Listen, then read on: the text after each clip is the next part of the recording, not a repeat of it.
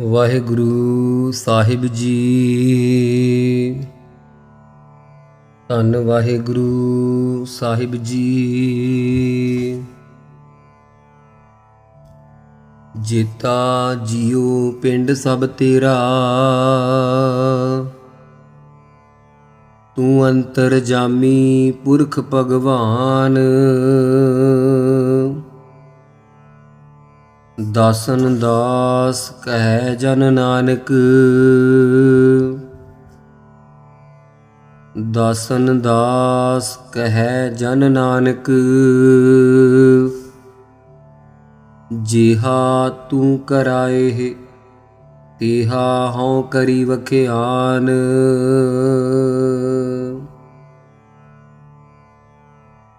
ਜਿਹਾ ਤੂੰ ਕਰਾਏ ਤੇਹਾ ਹਉ ਕਰੀ ਵਖਿਆਨ। ਵਾਹਿਗੁਰੂ ਜੀ ਕਾ ਖਾਲਸਾ, ਵਾਹਿਗੁਰੂ ਜੀ ਕੀ ਫਤਿਹ। ਗੁਰੂ ਪਿਆਰੀ ਗੁਰੂ ਸਵਾਰੀ ਸਾਧ ਸੰਗਤ ਜੀ, ਆਪ ਸਭ ਮਾਈ ਭਾਈ ਜਾਣਦੇ ਹੀ ਹੋ ਕਿ ਭਾਈ ਸ੍ਰੀ ਸੁਖਮਨੀ ਸਾਹਿਬ ਜੀ ਦੀ ਵਿਚਾਰ ਜੋ ਸਤਿਗੁਰੂ ਜੀ ਸੇਵਾ ਲੈ ਰਹੇ ਹਨ, ਸੋ ਅਮੋਲਕ ਵਿਚਾਰ ਸਤਿਗੁਰੂ ਆਪ ਤਰੁੱਠ ਕੇ ਕਰਵਾ ਰਹੇ ਹਨ। ਸੋ ਲੜੀਵਾਰ ਜੋ ਵਿਚਾਰ ਚੱਲ ਰਹੀ ਹੈ, ਉਸ ਲੜੀਵਾਰ ਵਿਚਾਰ ਦਾ ਜੋ ਭਾਗ ਹੈ ਉਹ ਕੁੱਲ ਕੱਲ ਤੱਕ 5 ਅਸ਼ਟਪਦੀਆਂ ਦਾ ਸੰਪੂਰਨ ਹੋਇਆ ਸੀ। ਅੱਜ 6ਵੀਂ ਅਸ਼ਟਪਦੀ ਦਾ ਸ਼ਲੋਕ ਪ੍ਰਾਰੰਭ ਹੋਣ ਜਾ ਰਿਹਾ ਹੈ। ਆਓ ਸਤਿਗੁਰੂ ਜੀ ਦੀ ਵਿਚਾਰ, ਸਤਿਗੁਰੂ ਜੀ ਦੀ ਤੁਰਕੀ ਬਾਣੀ, ਅੰਮ੍ਰਿਤਮਈ ਬਾਣੀ ਸਾਡੇ ਪ੍ਰਥਾਏ ਕੀ ਹੁਕਮ ਕਰ ਰਹੀ ਹੈ, ਅਸੀਂ ਸਾਰੇ ਹੀ ਮਾਈ ਭਾਈ ਮਨ ਬਿਰਤੀਆਂ ਇਕਾਗਰ ਕਰਕੇ ਸੁਣਨ ਦਾ ਯਤਨ ਕਰੀਏ। ਵਾਹਿਗੁਰੂ ਸਾਹਿਬ ਜੀ। ਸ਼ਲੋਕ। ਕਾਮ ਕ੍ਰੋਧ ਅਰ ਲੋਭ ਮੋਹ, ਬਿਨਸ ਜਾਇ ਅਹੰ ਮੇਵ। ਜਿਹੜਾ ਕਾਮ ਦਾ ਫੁਰਨਾ ਹੈ, ਅੰਦਰ ਵਿਕਾਰ ਤੇ ਕ੍ਰੋਧ ਜਿਹੜਾ ਹੈ, ਤੀਖਣ ਬਿਰਤੀ ਹੈ ਤੇ ਲੋਭ ਪਦਾਰਥਾਂ ਦੇ ਸੰਗ ਦੇ ਕਰਨ ਦੀ ਇੱਛਾ, ਮੋਹ ਜੋ ਸਰੀਰਾਂ ਦਾ ਹੈ, ਵਿਵੇਕ ਦਾ ਭਾਵ ਅਤੇ ਹੰਕਾਰ ਏਵ ਨਿਸ਼ਚੇ ਕਰਕੇ ਮੰਨਣਾ ਕਿ ਮੈਂ ਹਾਂ ਇਹ, ਅਹੰ ਕਰਨਾ ਏਵ ਨਿਸ਼ਚੇ ਕਰਕੇ ਇਉਂ ਨਾਸ਼ ਹੋ ਜਾਏਗਾ। ਨਾਨਕ ਪ੍ਰਭ ਸਰਣਾਗਤੀ, ਕਰ ਪ੍ਰਸਾਦ ਗੁਰਦੇਵ। ਜਦੋਂ ਪ੍ਰਸਾਦ ਕਿਰਪਾ ਦ੍ਰਿਸ਼ਟੀ ਕਰੇਗਾ ਨਾ ਅਕਾਲ ਪੁਰਖ, ਉਦੋਂ ਇਹ ਗੁਰਦੇਵ ਜੀ ਦੀ ਸਰਣਾਗਤੀ ਹੋਵੇਗਾ। ਜਦੋਂ ਸਤਿਗੁਰੂ ਦੇਵ ਦੀ ਸ਼ਰਨ ਪ੍ਰਾਪਤ ਹੋਵੇਗਾ ਤਾਂ ਮਹਾਰਾਜ ਸਾਹਿਬ ਜੀ ਕਿਰਪਾ ਦ੍ਰਿਸ਼ਟੀ ਕਰਕੇ ਇਹਦੇ ਸਾਰੇ ਨਾਸ਼ ਕਰ ਦੇਵੇਗਾ। ਕਾਮ ਦਾ ਵੀ, ਕ੍ਰੋਧ ਦਾ ਵੀ, ਲੋਭ ਦਾ ਵੀ, ਮੋਹ ਦਾ ਵੀ, ਇਹ ਸਾਰੇ ਫੁਰਨੇ ਮਿਟ ਜਾਣਗੇ। ਸਤਿਗੁਰੂ ਦੇਵ ਜੀ ਕਿਰਪਾ ਕਰਕੇ ਇਹਨੂੰ ਨਿਹਾਲ ਕਰ ਦੇਣਗੇ। ਐਸੀ ਕਿਰਪਾ ਹੋ ਗੁਰਾਂ ਦੀ। ਅਸ਼ਟਪਦੀ। ਜਿਹ ਪ੍ਰਸਾਦ ਛਤੀ ਅੰਮ੍ਰਿਤ ਖਾਏ। ਸਾਧ ਸੰਗਤ ਜੀ, ਪ੍ਰਸਾਦ ਨੂੰ ਪ੍ਰਸਾਦ ਹੀ ਪੜ੍ਹਨਾ ਹੈ, ਸੱਸੇ ਦੇ ਪੈਰ ਵਿੱਚ ਬਿੰਦੀ ਲਾ ਕੇ ਨਹੀਂ ਬੋਲਣਾ, ਉਹ ਪ੍ਰਸ਼ਾਦ ਬਣ ਜਾਂਦਾ ਹੈ। ਇੱਥੇ ਪ੍ਰਸਾਦ ਦਾ ਭਾਵ ਹੈ ਕਿਰਪਾ। ਇਹ ਜੀਵ ਤੂੰ ਸਤਿਗੁਰੂ ਅਕਾਲ ਪੁਰਖ ਦੀ ਕਿਰਪਾ ਦ੍ਰਿਸ਼ਟੀ ਕਰਕੇ 36 ਪ੍ਰਕਾਰ ਦੇ ਅੰਮ੍ਰਿਤ ਰੂਪ ਭੋਜਨ ਖਾਂਦਾ ਹੈ। ਸਭ ਪ੍ਰਕਾਰ ਦੀਆਂ ਮਿੱਠੀਆਂ ਕੜੀਆਂ, ਸਭ ਤਰ੍ਹਾਂ ਦੇ 6 ਰਸ ਜਿਹੜੇ ਮੰਨੇ ਆ, ਉਹ ਛਿੱਕੇ ਛਿੱਕਾ ਇੱਕ ਇੱਕ ਰਸ ਨੂੰ 6ਾਂ 'ਚ ਮਿਲਾ ਦਈਏ, ਇਉਂ 36 ਰਸ ਬਣਦੇ ਆ। ਇਸ ਪ੍ਰਕਾਰ ਅਨੇਕ ਪ੍ਰਕਾਰ ਦੇ ਮਿੱਠੇ ਭੋਜਨ, ਸਲੂਣੇ ਭੋਜਨ, ਚਟਪਟੇ ਭੋਜਨ ਆਦਿਕ 36 ਪ੍ਰਕਾਰ ਦੇ ਜਿਹਦੀ ਕਿਰਪਾ ਨਾਲ ਭਾਈ ਤੂੰ ਖਾਨਾ ਹੈ, ਭੋਗਦਾ ਹੈ। ਸਾਹਿਬ ਕਹਿੰਦੇ ਤਿਸ ਠਾਕੁਰ ਕੋ ਰਖ ਮਨ ਮਾਹਿ। ਭਾਈ ਜਿਸ ਵਾਹਿਗੁਰੂ ਦੀ ਕਿਰਪਾ ਨਾਲ ਤੂੰ ਇਹ 36 ਪ੍ਰਕਾਰ ਦੇ ਭੋਜਨ ਖਾਂਦਾ ਹੈ, ਉਸ ਵਾਹਿਗੁਰੂ ਨੂੰ ਵੀ ਮਨ ਵਿੱਚ ਰੱਖਿਆ ਕਰ, ਉਹਦਾ ਉਪਕਾਰ ਚੇਤੇ ਕਰਿਆ ਕਰ, ਅਕਿਰਤ ਘਣ ਨਾ ਬਣ। ਜਿਹ ਪ੍ਰਸਾਦ ਸੁਗੰਧਤ ਤਨ ਲਾਵਹਿ। ਅੱਗੇ ਸਾਹਿਬ ਜੀ ਫਰਮਾਉਂਦੇ ਹਨ, ਜਿਸ ਵਾਹਿਗੁਰੂ ਦੀ ਕਿਰਪਾ ਨਾਲ ਵੇਖ ਬੰਦਿਆ ਤੈਨੂੰ ਅਤਰ ਫਲੇਲ ਮਿਲੇ ਹੋਏ ਆ, ਬੜਾ ਭਾਰੀ ਗਾਂਧੀ ਬਣ ਕੇ ਲੋਕਾਂ ਨੂੰ ਖੁਸ਼ਬੂਆਂ ਦਿੰਦਾ ਹੈ, ਆਪਣੇ ਸਰੀਰ ਨੂੰ ਸੁਗੰਧੀਆਂ ਲਾਉਂਦਾ ਹੈ, ਜਿਸ ਵਾਹਿਗੁਰੂ ਦੀ ਕਿਰਪਾ ਨਾਲ। ਤਿਸ ਕੋ ਸਿਮਰਤ ਪਰਮ ਗਤ ਪਾਵੈ ਹੈ। ਭਾਈ ਜੇ ਉਸ ਵਾਹਿਗੁਰੂ ਦਾ ਸਿਮਰਨ ਕਰੇਗਾ ਮੁਕਤੀ ਤਾਂ ਪਾਵੇਂਗਾ। ਜਿਹ ਪ੍ਰਸਾਦ ਬਸਹਿ ਸੁਖ ਮੰਦਰ। ਜਿਸ ਵਾਹਿਗੁਰੂ ਦੀ ਕਿਰਪਾ ਨਾਲ ਸੁੱਖ ਨਾਲ ਮੰਦਰਾਂ 'ਚ ਵਸਦਾ, ਆਰਾਮ ਕਰਦਾ, ਤਿਸਹਿ ਧਿਆਇ ਸਦਾ ਮਨ ਅੰਦਰ। ਉਸ ਵਾਹਿਗੁਰੂ ਨੂੰ ਮਨ ਦੇ ਅੰਦਰ ਜਾਣ ਕਰਕੇ ਸਦਾ ਵਾਸਤੇ ਪਿਆਰਿਆ ਧਿਆਇਆ ਕਰ। ਜਿਹ ਪ੍ਰਸਾਦ ਗ੍ਰਹਿ ਸੰਗ ਸੁਖ ਬਸਨਾ। ਜਿਸ ਵਾਹਿਗੁਰੂ ਦੀ ਕਿਰਪਾ ਨਾਲ ਘਰ ਵਿੱਚ ਗ੍ਰਸਤ ਵਿੱਚ ਸੁੱਖ ਦੇ ਨਾਲ ਤੂੰ ਵਸਣਾ ਕਰਦਾ ਹੈ। ਆਠ ਪਹਿਰ ਸਿਮਰਹੁ ਤਿਸ ਰਸਨਾ। ਭਾਈ ਤੈਨੂੰ ਆਪਣਾ ਫਰਜ਼ ਵੀ ਨਿਭਾਉਣਾ ਚਾਹੀਦਾ। ਉਸਨੇ ਇੰਨੇ ਸੁੱਖ ਦਿੱਤੇ ਤੈਨੂੰ, 8 ਪਹਿਰ ਰਸਨਾ ਕਰਕੇ ਸਿਮਰਿਆ ਕਰ। ਜੇ ਤੈਥੋਂ ਹਿਰਦੇ ਨਾਲ ਨਹੀਂ ਹੋ ਸਕਦਾ, ਪ੍ਰੀਤ ਰੂਪੀ ਰਸਨਾ ਬਣਾ ਕੇ ਉਚਾਰਨਾ ਕਰ ਉਸ ਵਾਹਿਗੁਰੂ ਨੂੰ। ਜਿਹ ਪ੍ਰਸਾਦ ਰੰਗ ਰਸ ਭੋਗ। ਭਾਈ ਜਿਸ ਵਾਹਿਗੁਰੂ ਦੀ ਕਿਰਪਾ ਨਾਲ ਅਨੇਕ ਤਰ੍ਹਾਂ ਦੇ ਰੰਗ ਕੌਤਕ ਦੇਖਦਾ ਹੈ, ਰਸਾਂ ਦਾ ਭੋਗਣਾ ਕਰਦਾ ਹੈ, ਆਨੰਦ ਮਾਣਦਾ ਹੈ, ਨਾਨਕ ਸਦਾ ਧਿਆਈਐ ਧਿਆਵਨ ਜੋਗ। ਇੱਥੇ ਐੜੇ ਦੇ ਦੁਲਾਵਾਂ ਲੱਗੀਆਂ ਹਨ। ਕਈ ਬਿਲਕੁਲ ਹੀ ਇਸ ਦੇ ਪਾਠ ਉਲਟ ਅਸ਼ੁੱਧ ਕਰ ਜਾਂਦੇ ਹਨ, ਪਾਠ ਸ਼ੁੱਧ ਨਹੀਂ ਕਰਦੇ। ਕਈ ਧਿਆਈਏ ਪੜ੍ਹ ਜਾਂਦੇ ਹਨ। ਐੜੇ ਨੂੰ ਲਾਮ ਤਾਂ ਕੀ ਲਾਉਣੀ, ਈੜੀ ਨੂੰ ਲਾਮ ਲਾ ਜਾਂਦੇ ਪੜ੍ਹਨ ਲੱਗੇ। ਕਈ ਪੜ੍ਹਦੇ ਨਾਨਕ ਸਦਾ ਧਿਆਈਏ।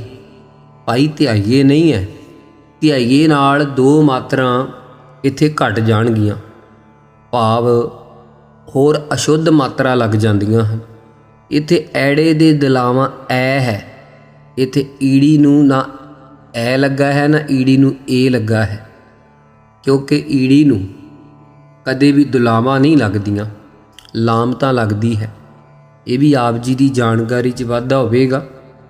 ਕਦੇ ਊੜੇ ਦੇ ਉੱਪਰ ਟਿੱਪੀ ਨਹੀਂ ਲੱਗਦੀ, ਊੜੇ ਦੇ ਉੱਪਰ ਕਦੇ ਵੀ ਸਿਹਾਰੀ ਬਿਹਾਰੀ ਨਹੀਂ ਲੱਗਦੀ। ਇਸੇ ਤਰ੍ਹਾਂ ਐੜੇ ਦੇ ਉੱਪਰ ਨਾ ਸਿਹਾਰੀ ਲੱਗਦੀ ਹੈ ਨਾ ਬਿਹਾਰੀ ਲੱਗਦੀ ਹੈ। ਸੋ ਇਹ ਕੁਝ ਅੱਖਰ ਐਸੇ ਹਨ ਜੋ ਕੁਝ ਅੱਖਰਾਂ ਤੋਂ ਮਾਤਰਾ ਤੋਂ ਮੁਕਤ ਹਨ।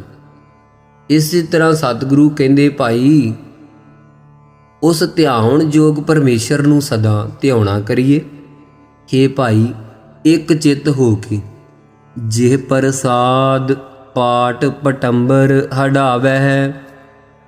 ਭਾਈ ਜਿਸ ਵਾਹਿਗੁਰੂ ਦੀ ਕਿਰਪਾ ਨਾਲ ਪਾਟ ਰੇਸ਼ਮ ਦੇ ਬਸਤਰ ਪਹਿਨਦਾ ਹੈ, ਪਟੰਬਰ ਪਸ਼ਮੀਨੇ ਦਾ ਬਸਤਰ ਹਟਾਉਂਦਾ ਹੈ, ਤਿਸਹਿ ਤਿਆਗ ਕਤ ਅਵਰ ਲੁਭਾਵੈ ਹੈ। ਹੁਣ ਕਈ ਵਾਰੀ ਅਸੀਂ ਇੱਥੇ ਵੀ ਲੁਭਾਵੇ ਪੜ੍ਹ ਜਾਂਦੇ ਹਾਂ। ਲੁਭਾਵੇ ਦਾ ਕੋਈ ਅਰਥ ਨਹੀਂ ਬਣਦਾ, ਨਾ ਹੀ ਸ਼ੁੱਧ ਪਾਠ ਹੁੰਦਾ ਹੈ। ਲੁਭਾਵੈ ਹੈ, ਲੱਲੇ ਨੂੰ ਔਂਕੜ ਹੈ, ਭੱਬੇ ਨੂੰ ਕੰਨਾ ਲੁਭਾ, ਵਾਵਾ ਮੁਕਤਾ ਹੈ, ਹਾਹੇ ਨੂੰ ਸਿਆਰੀ ਵਹਿ ਲੁਭਾਵੈ। ਉਸ ਪਰਮੇਸ਼ਰ ਨੂੰ ਛੱਡ ਕੇ ਕਿਸ ਵਾਸਤੇ ਹੋਰਨਾਂ ਪਦਾਰਥਾਂ 'ਚ ਭਾਈ ਲੁਭਾਏਮਨ ਹੁੰਦਾ ਹੈ। ਜਿਹ ਪ੍ਰਸਾਦ ਸੁਖ ਸੇਜ ਸੋਈ ਜੈ।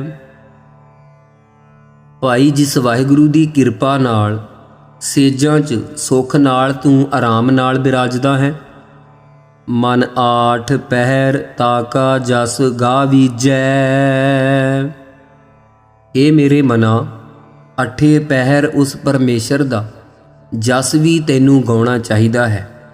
ਅਗਰ ਤੂੰ ਜਸ ਨਹੀਂ ਗਾਉਂਦਾ ਤਾਂ ਉਸ ਰਾਜੇ ਵਰਗੀ ਹਾਲਤ ਹੋ ਸਕਦੀ ਹੈ। ਜਿਵੇਂ ਸਾਧ ਸੰਗਤ ਜੀ, ਕੋਈ ਰਾਜਾ ਸੀ, ਉਸ ਦੀ ਗੋਲੀ ਉਸ ਰਾਜੇ ਦੀ ਰੋਜ਼ ਸੇਜਾ ਸਜਾਇਆ ਕਰਦੀ ਸੀ। ਇੱਕ ਦਿਨ ਰਾਜੇ ਦੇ ਆਉਣ ਵਿੱਚ ਕੁਝ ਵਕਤ ਪਿਆ ਸੀ ਤੇ ਗੋਲੀ ਜੋ ਨੌਕਰਾਣੀ ਸੀ, ਦਾਸੀ ਸੀ, ਉਹ ਸੇਜਾ ਵਿਛਾ ਰਹੀ ਫੁੱਲਾਂ ਦੀ ਰਾਜੇ ਦੀ। ਔਰ ਉਸ ਦਾ ਮਨ ਕੀਤਾ ਕਿ ਇਹ ਸੇਜਾ ਕਿਤਨੀ ਕੋ ਪਿਆਰੀ ਹੋਵੇਗੀ, ਥੋੜ੍ਹਾ ਜਿਹਾ ਸੌਂ ਕੇ ਤਾਂ ਦੇਖਾਂ ਇਸ ਉੱਪਰ। ਅਜੇ ਰਾਜੇ ਦੇ ਆਉਣ ਵਿੱਚ ਵਕਤ ਪਿਆ ਹੈ, ਇਸ ਕਰਕੇ ਉਹ ਮਨ ਦਾ ਆਨੰਦ ਲੈਣ ਲਈ, ਭਾਵ ਉਸ ਚੀਜ਼ ਨੂੰ ਚੈੱਕ ਕਰਨ ਲਈ, ਟੋਹਣ ਲਈ, ਰਸ ਭੋਗਣ ਲਈ, ਥੋੜ੍ਹੇ ਛਿਨ ਭੰਗਰ ਲਈ ਉਸ ਉੱਪਰ ਲੇਟ ਗਈ ਕਿ ਦੇਖਾਂ ਤਾਂ ਸਹੀ ਕਿਤਨਾ ਕੁ ਆਰਾਮ ਮਿਲਦਾ ਇਸ ਸੇਜਾ ਦੇ ਉੱਪਰ। ਸਾਧ ਸੰਗਤ ਜੀ, ਉਹ ਗੋਲੀ, ਉਹ ਦਾਸੀ ਉੱਪਰ ਜਦੋਂ ਲੇਟੀ ਤੇ ਉਸ ਨੂੰ ਨੀਂਦ ਬਹੁਤ ਗਾੜੀ ਆ ਗਈ। ਬੜੀ ਗੜੂੰਦ ਹੋ ਗਈ ਨੀਂਦ ਵਿੱਚ। ਉਸ ਨੂੰ ਖਿਆਲ ਹੀ ਭੁੱਲ ਗਿਆ ਕਿ ਮੈਂ ਰਾਜੇ ਦੀ ਸੇਜਾ ਦੇ ਉੱਪਰ ਪਈ ਹਾਂ। ਉੱਧਰੋਂ ਸਾਧ ਸੰਗਤ ਜੀ, ਰਾਜਾ ਆ ਗਿਆ। ਆਪਣੇ ਵਕਤ ਦੇ ਹਿਸਾਬ ਨਾਲ ਰਾਜਾ ਅੰਦਰ ਵੜਿਆ। ਉਸਨੇ ਦੇਖਿਆ ਕਿ ਇਹ ਗੋਲੀ ਕਿਤਨੀ ਗੁਸਤਾਖ ਹੈ, ਕਿਤਨੀ ਇਸਨੇ ਗਲਤੀ ਵੱਡੀ ਕੀਤੀ ਹੈ ਕਿ ਮੇਰੀ ਸੇਜਾ ਦੇ ਉੱਪਰ ਪਈ ਹੈ ਫੁੱਲ ਵਿਛਾ ਕੇ। ਸੋ ਉਸਨੇ ਸਿਪਾਹੀਆਂ ਨੂੰ ਆਵਾਜ਼ ਮਾਰੀ ਔਰ ਆਖਿਆ, ਇਸ ਨੂੰ ਬੰਨ੍ਹ ਕੇ ਕੋਰੜੇ ਮਾਰੇ ਜਾਣ। ਉਸ ਗੋਲੀ ਨੂੰ ਬੰਨ੍ਹਿਆ ਗਿਆ, ਕੋਰੜੇ ਮਾਰੇ, ਔਰ ਗੋਲੀ ਜਿਹੜੀ ਸੀ ਉਹ ਪਹਿਲਾਂ ਤਾਂ ਰੋਈ, ਫਿਰ ਉਹ ਉੱਚੀ ਖਿੜਖੜਾ ਕੇ ਹੱਸੀ।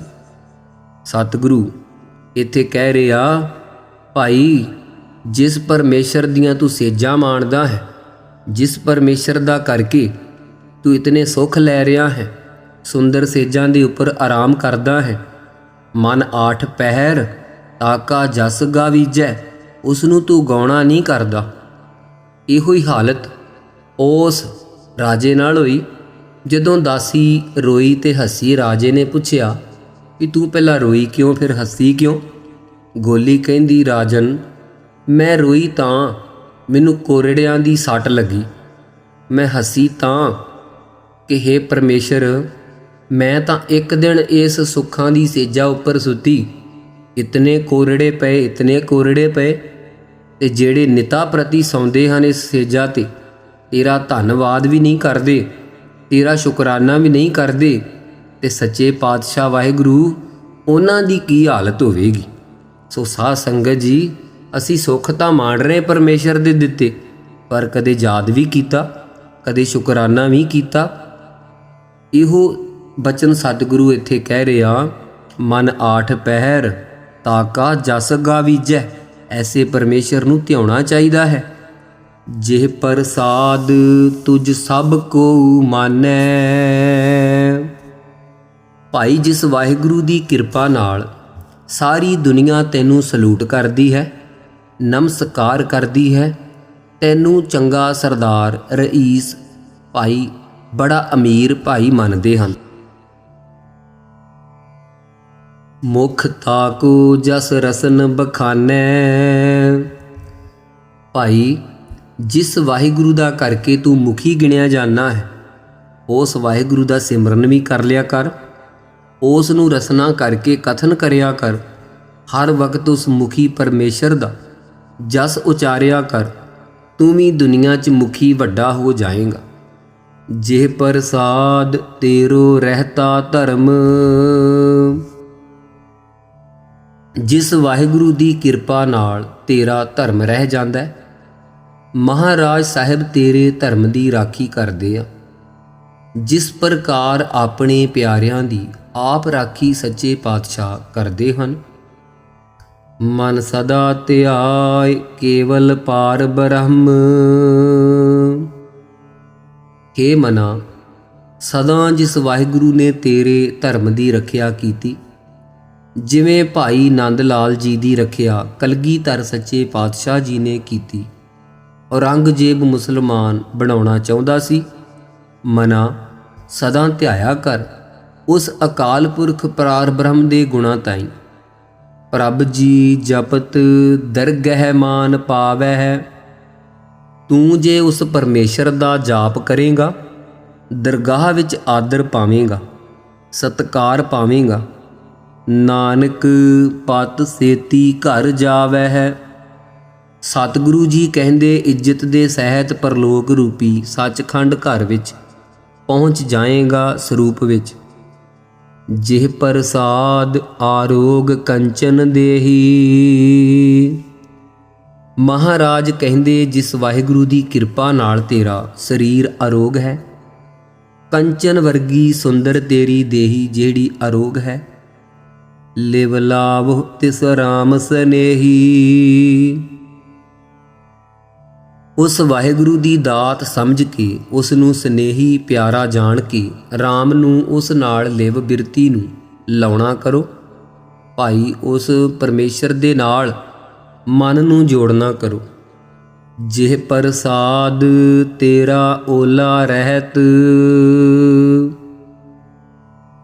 ਭਾਈ ਜਿਸ ਵਾਹਿਗੁਰੂ ਦੀ ਕਿਰਪਾ ਨਾਲ ਤੇਰਾ ਓਲਾ ਹੁੰਦਾ ਪਰਦਾ, ਪਰਦਾ ਰਹਿੰਦਾ ਹੈ, ਤੇਰੇ ਔਗਣਾਂ 'ਤੇ ਪਰਦਾ ਪਿਆ ਰਹਿੰਦਾ ਹੈ।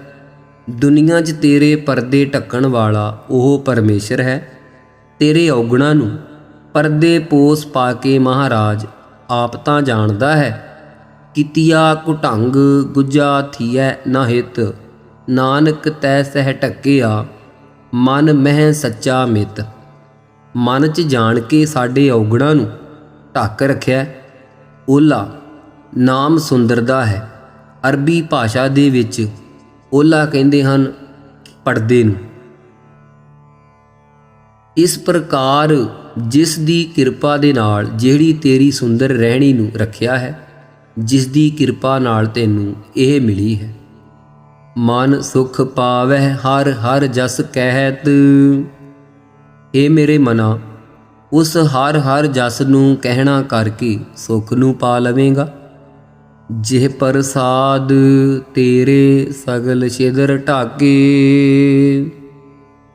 ਜਿਸ ਵਾਹਿਗੁਰੂ ਨੇ ਕਿਰਪਾ ਨਾਲ ਤੇਰੇ ਸਾਰੇ ਗੁਨਾਹ ਢੱਕੇ ਹੋਏ ਆ, ਜੋ ਸਾਰੇ ਗੁਨਾਹ ਤਾਂ ਜਾਣਦਾ ਹੈ ਪਰ ਦੁਨੀਆ ਅੱਗੇ ਢੱਕ ਕੇ ਰੱਖੇ ਹੋਏ ਆ, ਤੇਰੇ ਪਰਦਾ ਰੱਖਿਆ ਮਹਾਰਾਜ ਨੇ। ਮਨ ਸਰਨੀ ਪਰ ਠਾਕੁਰ ਪ੍ਰਭ ਤਾਕੈ। ਹੇ ਮਨਾ, ਉਸ ਅਕਾਲ ਪੁਰਖ ਪ੍ਰਭੂ ਦੀ ਸ਼ਰਨ ਪੈ ਜਾ, ਜਿਸ ਪ੍ਰਭੂ ਨੇ ਤੇਰੇ ਪਰਦੇ ਢੱਕੇ ਹਨ। ਜਿਹ ਪ੍ਰਸਾਦ ਤੁਝ ਕੋ ਨਾ ਪਹੁੰਚੈ। ਜਿਸ ਵਾਹਿਗੁਰੂ ਨੇ ਕਿਰਪਾ ਕਰਕੇ ਤੈਨੂੰ ਏਡੇ ਪ੍ਰਤਾਪ ਵਾਲਾ ਬਣਾਇਆ, ਤੇਰੇ ਬਰਾਬਰ ਕੋਈ ਨਹੀਂ ਪਹੁੰਚ ਸਕਦਾ। ਮਨ ਸਾਸ ਸਾਸ ਸਿਮਰਹੁ ਪ੍ਰਭ ਊਚੇ। हे ਮਨਾ, ਸਵਾਸ ਸਵਾਸ ਉਸ ਵਾਹਿਗੁਰੂ ਉੱਚੇ ਨੂੰ ਧਿਆਉਣਾ ਕਰ, ਸਿਮਰਨ ਕਰ। ਜੇ ਪ੍ਰਸਾਦ ਪਾਈ ਦੁਰਲੱਭ ਦੇਹ। ਭਾਈ ਜਿਸ ਵਾਹਿਗੁਰੂ ਦੀ ਕਿਰਪਾ ਨਾਲ ਕਠਨ ਲੱਭਣ ਵਾਲੀ ਮਨੁੱਖਾ ਦੇਹ ਤੈਨੂੰ ਪ੍ਰਾਪਤ ਹੋ ਗਈ ਹੈ। ਨਾਨਕ ਤਾ ਕੀ ਭਗਤ ਕਰੇ। ਹਜੂਰ ਕਹਿੰਦੇ ਉਸ ਪਰਮੇਸ਼ਰ ਦੀ ਭਾਵ ਭਗਤੀ ਕਰ ਲੈ। ਹੋਰਨਾਂ ਦੀਆਂ ਐਵੇਂ ਟੋਕਰੀਆਂ ਢਾਉਂਦਾ ਰਹਿਣਾ ਹੈ।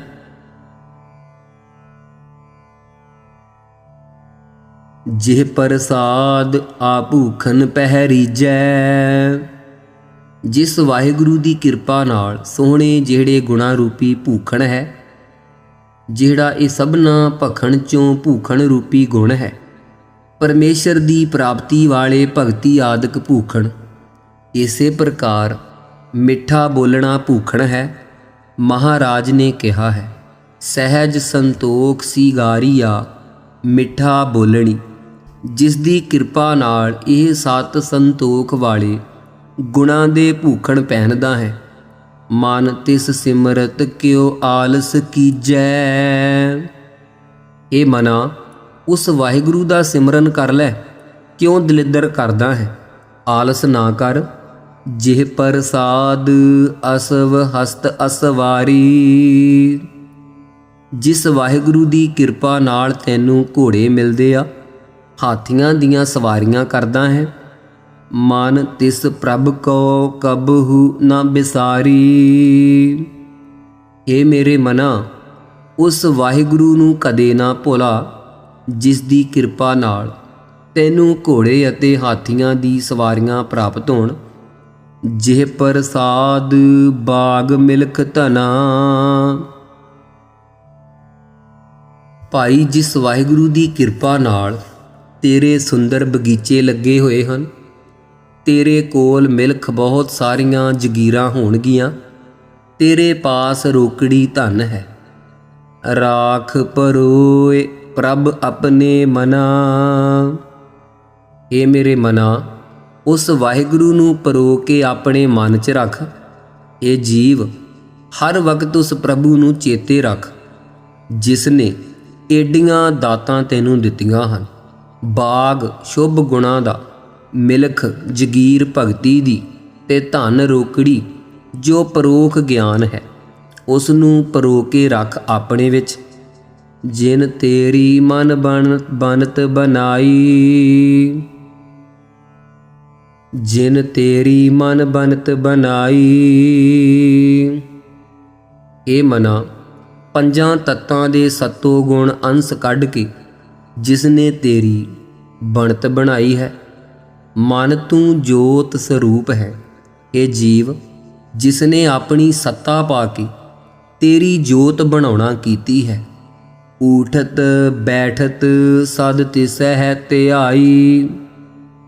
ਉੱਠਦਾ ਹੋਇਆ, ਬਹਿੰਦਾ ਹੋਇਆ, ਸਮਾਧੀ 'ਚ ਸਥਿਤ ਹੁੰਦਾ ਹੋਇਆ, ਸੰਸਾਰ 'ਚੋਂ ਉਪਰਾਮ ਹੁੰਦਾ ਹੋਇਆ, ਸਦਾ ਸਦਾ ਉਸ ਨੂੰ ਧਿਆਉਣਾ ਕਰ ਹਮੇਸ਼ਾ। ਤਿਸੈ ਹੈ ਧਿਆਇ ਜੋ ਏਕ ਅਲਖ ਹੈ। ਭਾਈ, ਉਸ ਨੂੰ ਧਿਆ ਜੋ ਲਖਣ ਤੋਂ ਰਹਿਤ ਇੱਕੋ ਪਰਮੇਸ਼ਰ ਹੈ, ਜਿਸ ਦਾ ਕੋਈ ਪਾਰਾਵਾਰ ਨਹੀਂ ਪਾਇਆ ਜਾ ਸਕਦਾ। ਐਸੇ ਬੇਅੰਤ ਪਰਮੇਸ਼ਰ ਨੂੰ ਧਿਆ।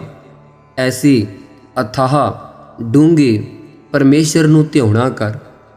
ਈਹਾ ਊਹਾ ਨਾਨਕ ਤੇਰੀ ਰੱਖੈ। ਭਾਈ, ਜੇ ਪਰਮੇਸ਼ਰ ਨੂੰ ਧਿਆਉਣਾ ਕਰੇਗਾ, ਉਹ ਐਸ ਲੋਕ ਵਿੱਚ ਈਹਾਂ, ਇੱਥੇ ਵੀ ਪਿਆਰਿਆ, ਊਹਾਂ ਪਰਲੋਕ ਵਿੱਚ ਵੀ ਤੇਰਾ ਉਸ ਵਾਹਿਗੁਰੂ ਸਹਾਇਕ ਬਣੇਗਾ, ਤੇਰੀ ਇੱਜ਼ਤ ਪੱਤ ਰੱਖੇਗਾ। ਸਾਧ ਸੰਗਤ ਜੀ, ਇਹ 6ਵੀਂ ਅਸ਼ਟਪਦੀ ਦੀਆਂ 4 ਪਦਿਆਂ ਤੱਕ ਵਿਚਾਰ ਸਾਡੀ ਮੁਕੰਮਲ ਹੋਈ ਹੈ। ਸੋ ਇੱਥੇ ਹੀ ਸਮਾਪਤੀ ਹੈ। ਆਓ ਸਮਾਪਤੀ ਵਾਲੀਆਂ ਪੰਕਤੀਆਂ ਅਸੀਂ ਪੜ੍ਹਨ ਦਾ ਔਰ ਗਾਉਣ ਦਾ, ਸਰਵਣ ਕਰਨ ਦਾ ਲਾਭ ਲਈਏ। ਤਿਸੈ ਹੈ ਧਿਆਇ ਜੋ ਏਕ ਅਲਖ ਹੈ। ਈਹਾ ਊਹਾ ਨਾਨਕ ਤੇਰੀ ਰੱਖੈ। ਵਾਹਿਗੁਰੂ ਜੀ ਕਾ ਖਾਲਸਾ, ਵਾਹਿਗੁਰੂ ਜੀ ਕੀ ਫਤਿਹ।